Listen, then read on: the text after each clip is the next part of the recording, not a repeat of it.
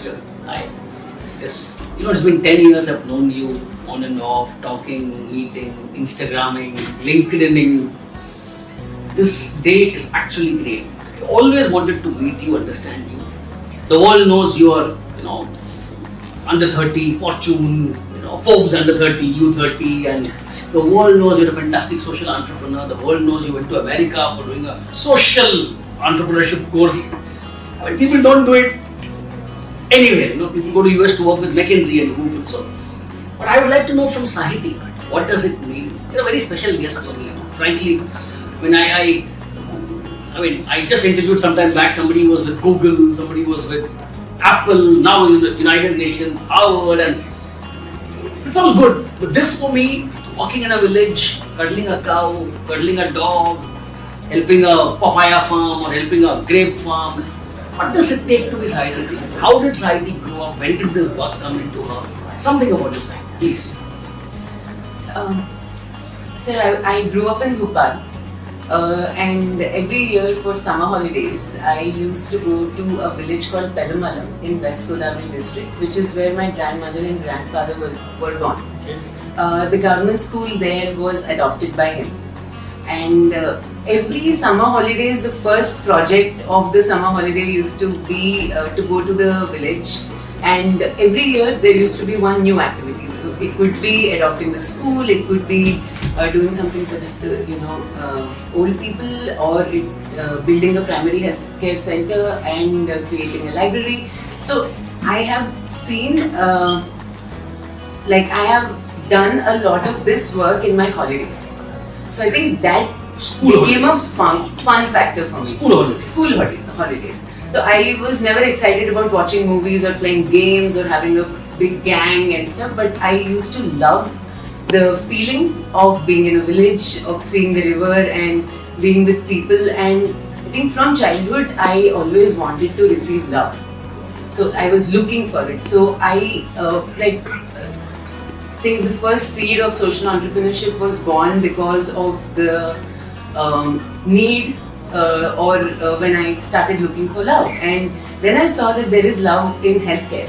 So SDGs are love.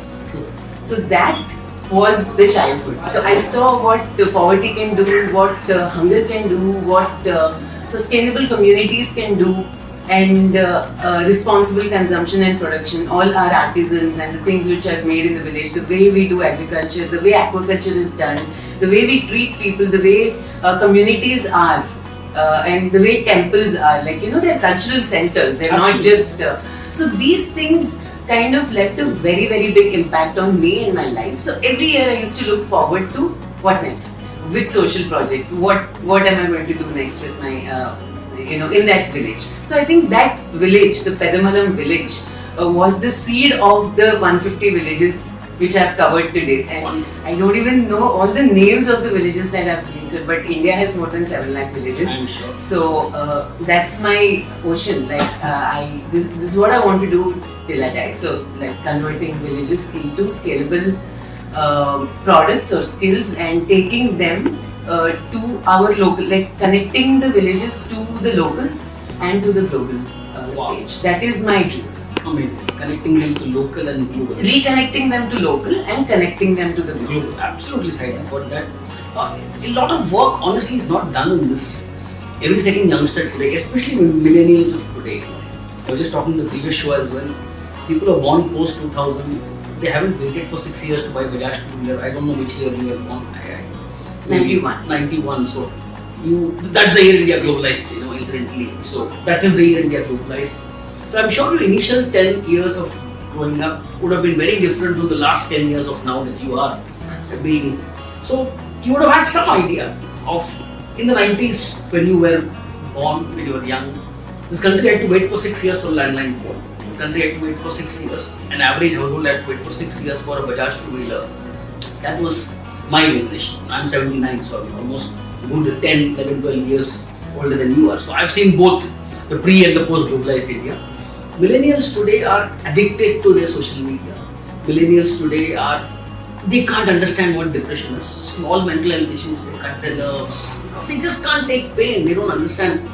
In an era like today, where people only think of money, and it's all commercial, it's all capitalistic, and not even compassionately it's genuinely capitalistic.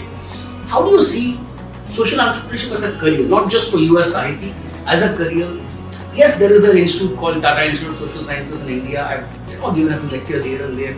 But apart from that, I don't see too many people in India doing social entrepreneurship. So take us through a journey. How was it from India, your pharmacy college days, to Hull, to US?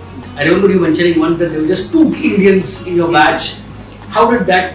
Was social entrepreneurship always something that you wanted to do? I mean, coming from a family of people who have a great, those days we didn't have too many entrepreneurs, so otherwise I'm sure your dad and your granddad would have all been entrepreneurs, but ITC is a huge company, corporate setup. Coming from that, was there any kind of pressure on you to work in a McKinsey, work in a Google? You're an ITC person's daughter, ITC person's granddaughter, or did they support you completely? What is your message for the youth? How do you go into this path? It may not be commercially as rewarding as a lot of the others. So how do you get sleep in the night? Or maybe because it's so commercially not rewarding, therefore you get sleep in the night. So what is the cost impact statement? So for me, I don't think Dad being from the corporate actually left the opposite impact on me, because he was spearheading the ITC e-Chopar, the project. So which deals with more than 3 lakh villages. Correct. And he was with CK Prahlad when he was writing the book Fortune at the bottom of the pyramid. Bottom of the pyramid. So that is the main example which my dad always quoted, like taking VSAT to villages, or what are the ways we can do skill development at the village level. So e-Chopal played a very big role in dad's life. So all the outcome, his experiences, and what he thinks about the model and what is the impact on the villages. So this input came more from dad. And there was never a point where I was told what to do. Amazing. I was never told what to do. So I always made my decisions. And after Delhi Public School, I went to boarding school. From 8th class onwards, I've always been in a boarding school. Till date, I'm never a resident of home. Yeah. So since then, till now, I'm out. And I had an opportunity to live with my grandparents for 4 years while doing my pharmaceutical science. Bachelor's in pharmacy. Yes, my bachelor's in pharmacy. And that is when I used to visit all the supply chains, banking college. Amazing. So cashier nut Banking industry. college. Yes.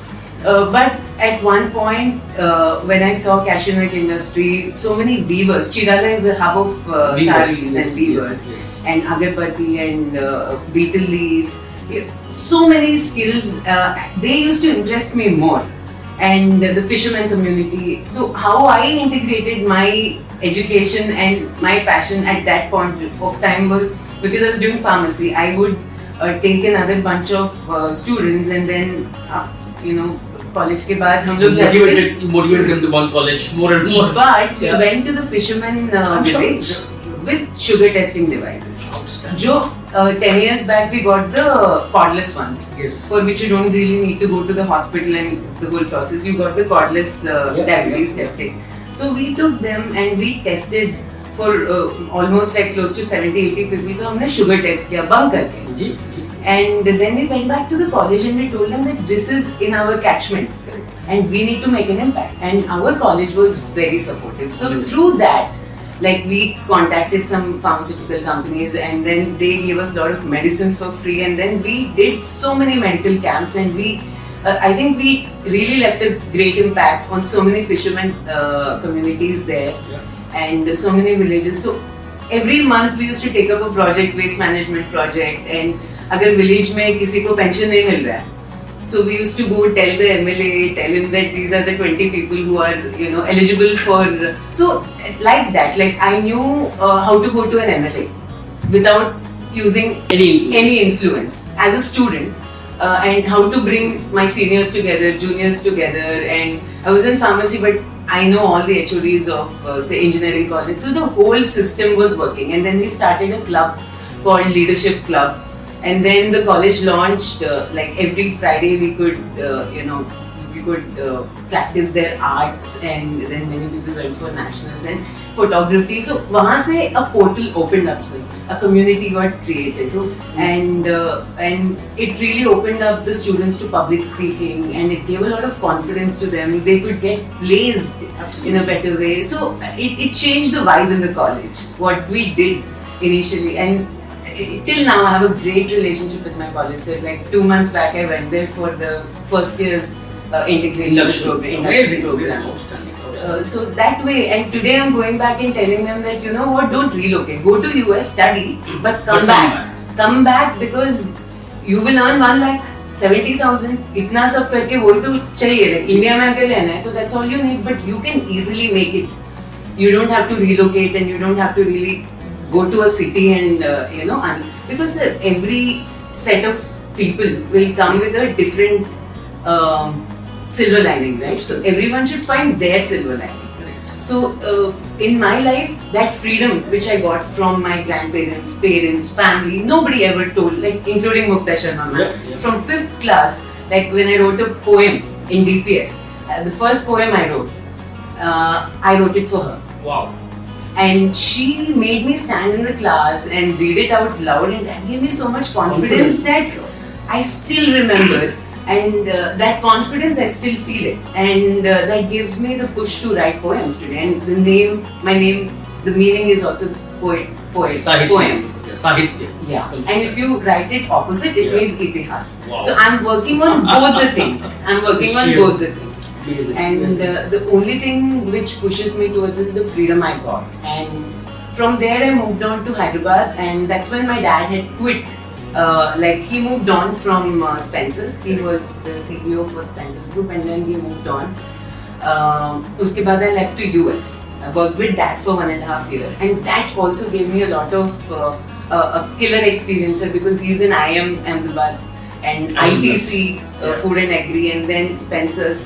All that experience, before going for an MBA, I got an MBA.